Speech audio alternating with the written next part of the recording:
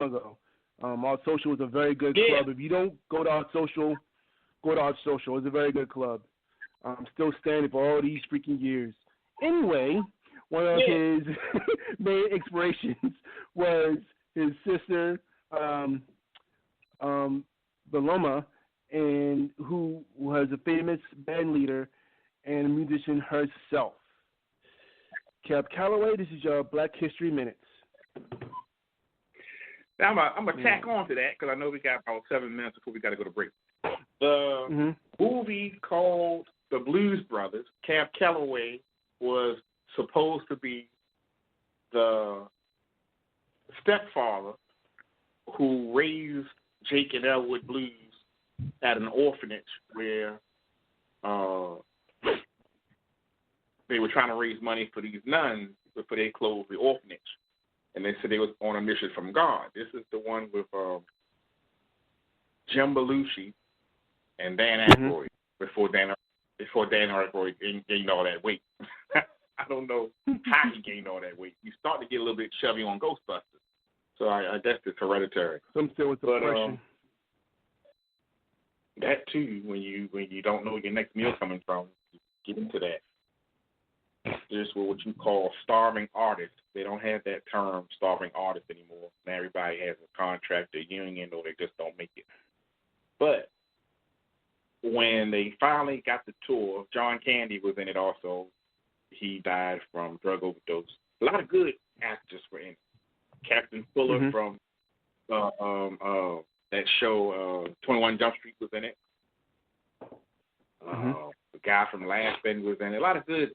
Ray Charles, whole lot of good names, famous musicians. Now, the names of the people in the band, like Donald Duck Douglas, that's their real names. That wasn't mixed with Tim. And there was a real Blues Brothers, but those are not them.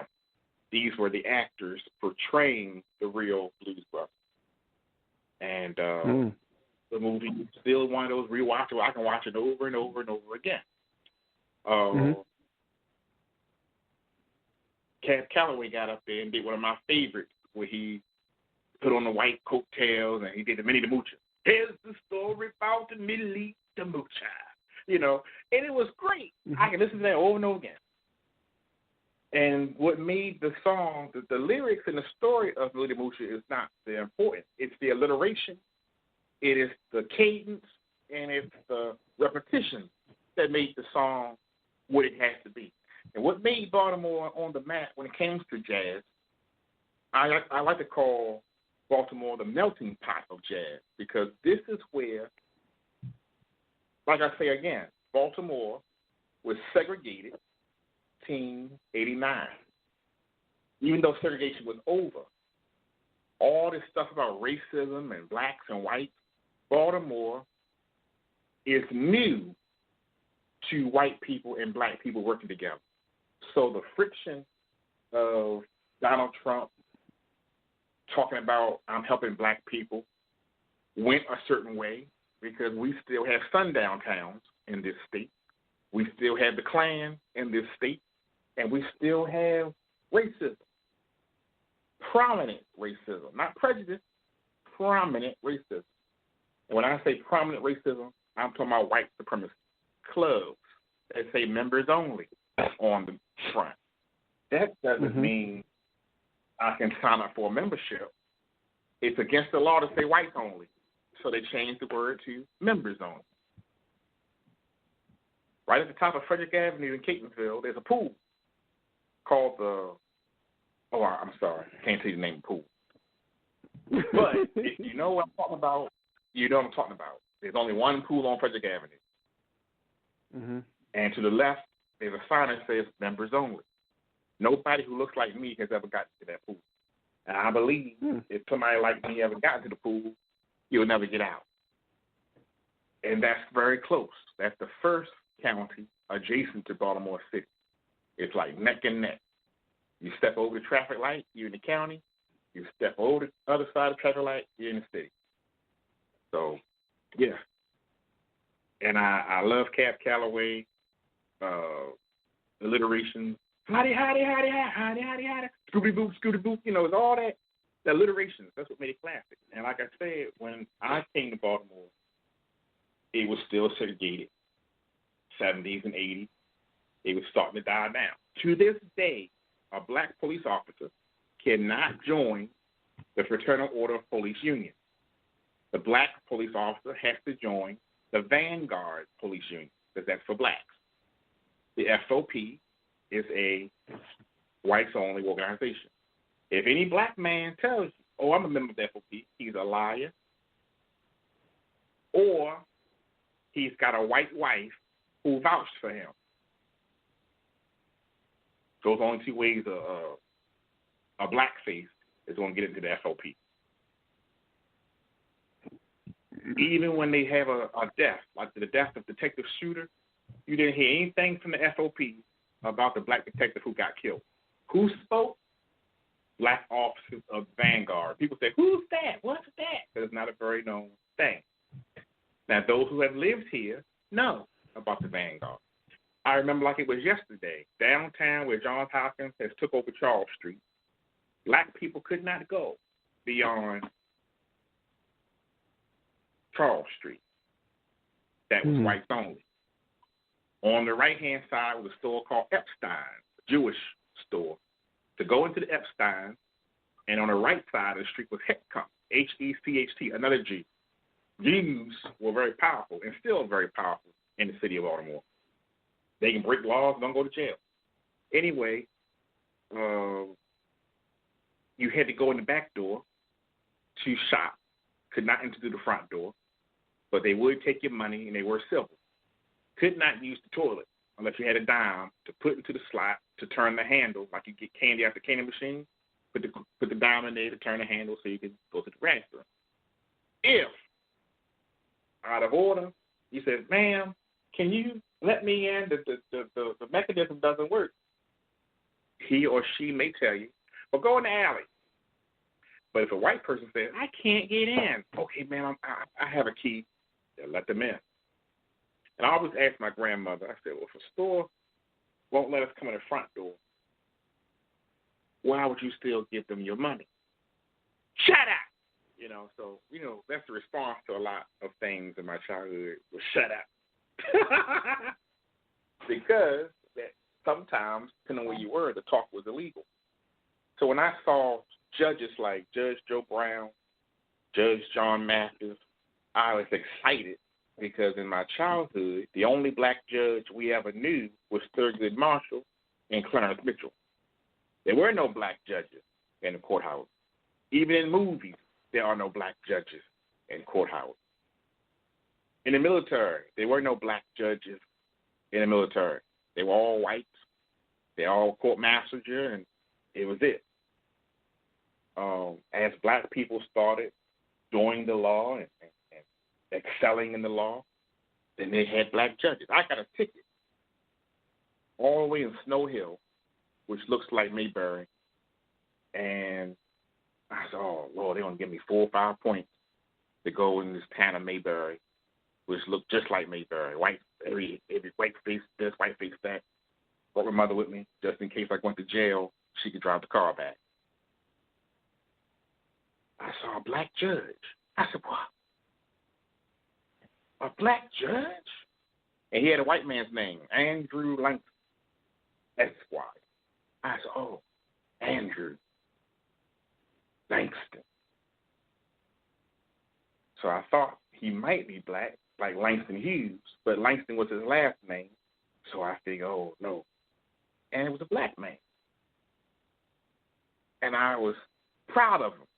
In fact, I told the judge, I said, Your Honor, I'm proud of you to see one of us in a black robe besides being a minister, which is in the courtroom. And he didn't know what I was talking about, but he said, thank you for your pride, but you still want to pay the $25 court cost, and I give you 1 point and not the 2 points. So I got the point anyway. I thought I was going to get nothing, but he gave me a point. But I didn't go in there, hey, brother, man. I hate that. So they flashed me for the break. Okay, we'll take a break and we'll be back in the hot seat. But we've come a long way and we're still striving. So I look forward to that. We'll take a break. We'll be right back with Ms. Raquel Baldelomar in just a second, 30 seconds, I think. Keep it locked. We'll be right back.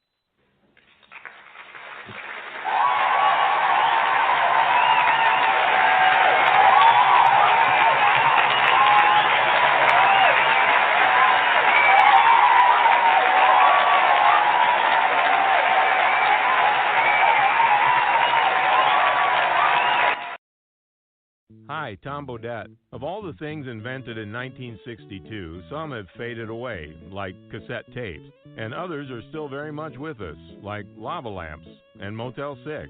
Yep, Motel 6 is celebrating 50 years of giving travelers a good night's rest and saving you more for what you travel for. But we're just getting started. In fact, the longer you watch us, the better we get. Kind of like a lava lamp. Trippy. I'm Tom Bodette for Motel 6. 50 years and the light's still on.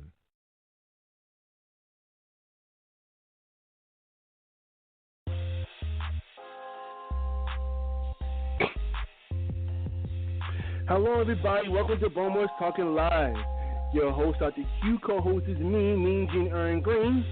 And our guest in the hot seat today is the president and co-founder of Quintessence, a marketing and advertising agency, author of Sugar Crush, Forbes columnist, beach lover, and world traveler, and also social media influencer. Wow.